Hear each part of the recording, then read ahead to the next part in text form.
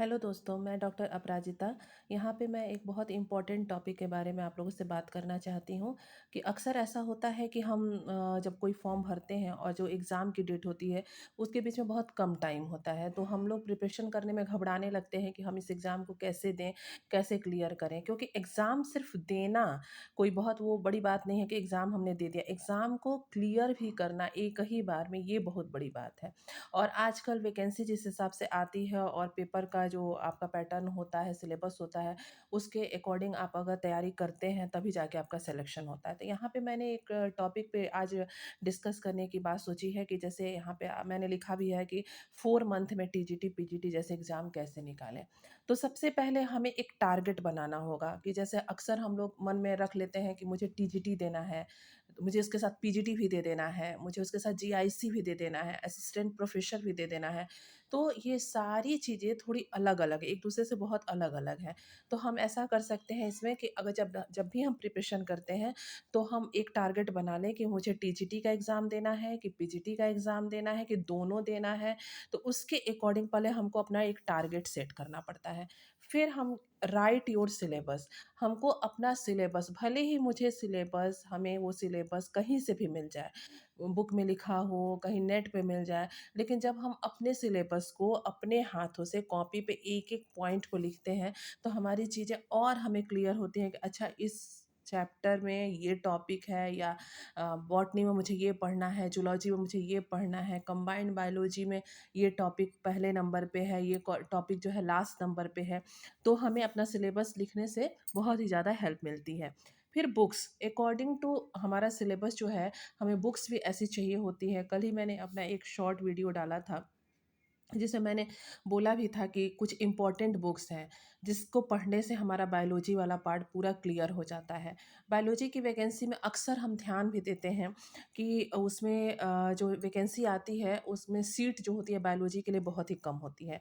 तो उस हिसाब से हमें अब तैयारी ऐसी करनी होती है कि हमारा इतना मार्क्स आ जाए कि पहली बार में ही सिलेक्शन हो जाए। तो इस पे टोटली डिपेंड करता है कि आपकी बुक अगर अच्छी होगी, बुक का आप अच्छे से रखेंगे कि किस टाइप की बुक हम परचेज़ करें, कौन-सी बुक हम परचेज़ करें, कैसे हम उन चीज़ों बुक को मतलब डिसाइड करें कि ये बुक हमारे लिए अच्छी है या पूरा का पूरा आपका जो सिलेबस है उसको कवर कर रही है, तब जाके आपका एग्ज़ाम क्लियर होता है।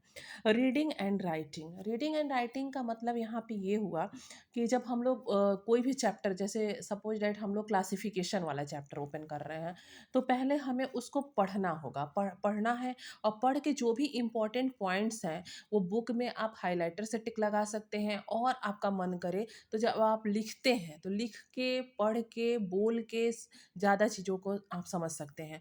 तो आप जो इम्पोर्टेंट बातें हैं उसको आप लिख भी सकते हैं। फिर टाइम मैनेजमेंट का मतलब ये हुआ कि अगर हमारा एग्ज़ाम जो है 2 मंथ में है, 3 मंथ में है, तो पहला 1 मंथ हमें ऐसे घबराना नहीं है। पूरा का पूरा सिलेबस हमें कंप्लीट करना है। पूरा का पूरा सिलेबस हमें एक बार देख लेना है। फिर दूसरे मंथ में हमें डिसाइड करना है कि हम अपने सिलेबस के सार में से जो पढ़े हुए हैं, जो राइटिंग किए हुए हैं, जो लिखे हैं, या जो हाइलाइटर से हमने टिक लगाया है, उसके अकॉर्डिंग हमें फिर से उन चीज़ों को जाके क्या करना है, रिवीज़न करना है। रिवीज़न करने से क्या होगा, हमारी चीज़ें और ज़्यादा हमें याद होंगी, और लास्ट के 15, 20, 25 दिन में हमें ऑब्जेक्टिव टाइप्स क्वेश्चन बहुत सारे लगाने हैं।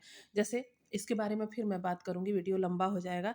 डायरेक्शन, यहाँ पे नेक्स्ट टॉपिक क्या है, डायरेक्शन। डायरेक्शन का मतलब ये होता है कि हम अगर पढ़ाई कर रहे हैं तो हमारा ध्यान नहीं भटकना चाहिए उसमें।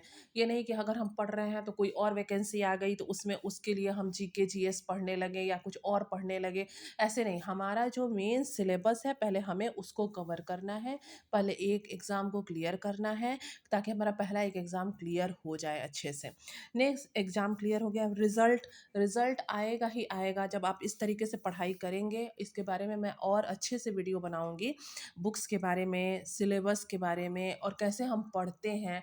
जैसे मेरा सिलेक्शन 2016 वाले में भी हुआ, 2021 वाले में भी हुआ, असिस्टेंट प्रोफ़ेसर में भी हुआ। तो इस तरह से, और पहली बार में ही हुआ। एक ही बार में हुआ। तो कैसे हम इस तरह से करें कि हमारा एग्ज़ाम क्लियर हो और हमारा एक बेहतर रिज़ल्ट आए और उसके बाद हमारी जॉइनिंग तुरंत होती है। जैसे कि आपने देखा होगा कि टीजीटी 2016 और टीजीटी 2021 दोनों की जॉइनिंग विदिन 1 टू 2 मंथ हो गई। तो इस तरीके से आप 4 मंथ में या 5 मंथ में, 3 मंथ में जो भी आपके एग्ज़ाम हैं, उसको कैसे क्लियर करें, इसके लिए आज मैंने आपको ये सारी बातें बताई। Thank you.